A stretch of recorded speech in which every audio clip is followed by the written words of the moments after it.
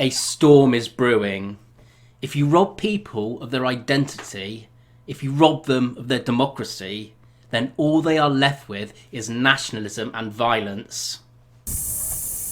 What a time we live in, when those who fought on the beaches of Normandy could land themselves in prison for not having a TV licence, and those landed on the beaches of Kent are given benefits and a 4-star hotel to live in.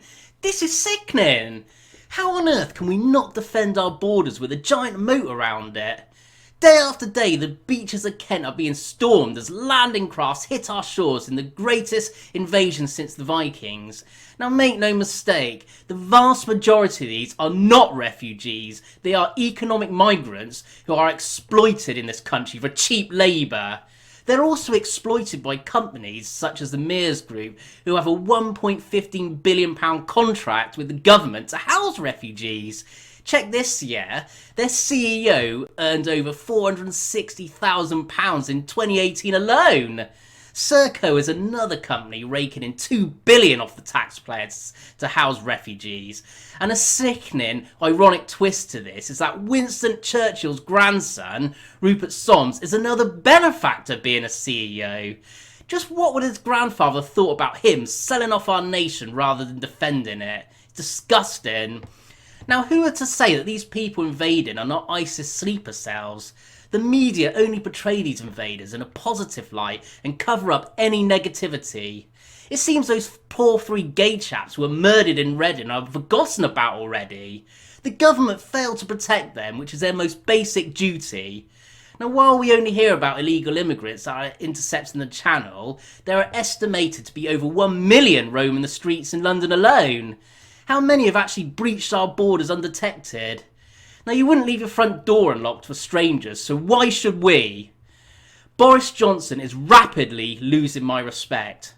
He claims that these criminals coming over will be returned immediately, however less than 7% are being sent back. The rest are being given a luxury accommodation when they should be in detention centres. Now, perhaps, instead of dismantling the unused Nightingale hospitals, they should house these illegal immigrants there rather than the posh hotels and save us billions. Or perhaps we should have prison ships to detain illegal immigrants immediately and give them 2-year sentences before returning them to Calais. Now, the fact that they're not being returned immediately is encouraging the masses to continue to risk their lives, and this is absolutely irresponsible and immoral. As soon as they arrive here, they use their smartphones to encourage their friends to do the same and tell them of all the rich rewards and the golden ticket once landed. And to be fair, who could blame them for this? Now, this is not immigration, this is an invasion, and we are funding it. Immigration is a positive thing, however, mass immigration is devastating. It's not fair on anyone to allow this to continue. It's not fair on those who risk their lives to cross the Channel. It's not fair on those who see their wages stagnate and grounded down because of this influx of slave labour. It's not fair on those who are basically slave labour, being exploited on farms, in nail bars and restaurants, often for cash in hand work off the radar. It's not fair on those who can't afford to get on the housing ladder because demand has risen and they are pushed to the back of the queue when all they want is a small family home. And it's not fair on those who are starting to feel like second-class citizens in their country of birth. We were never asked if we wanted this. It was imposed against us, against our will.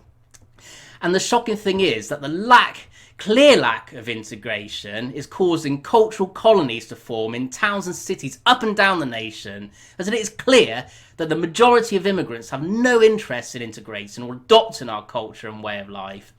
Now, this balkanisation will cause huge problems very soon, as it has done in other countries. We've seen on social media already different cultures fighting with each other, taking their own beef from their own countries over here. It's just absolutely crazy. Now, my message to Boris and Priti Patel is clear. We want action, no more talk, and we demand it. We voted for you to stop this madness, and you are going back on your word. The British nation will not back down from this, and we shall defend our own borders if we have to. So you need to start getting a grip on this. because this crisis is the greatest that we face in a generation. Now, mark my words, the silent majority will not tolerate this much longer, because enough is enough.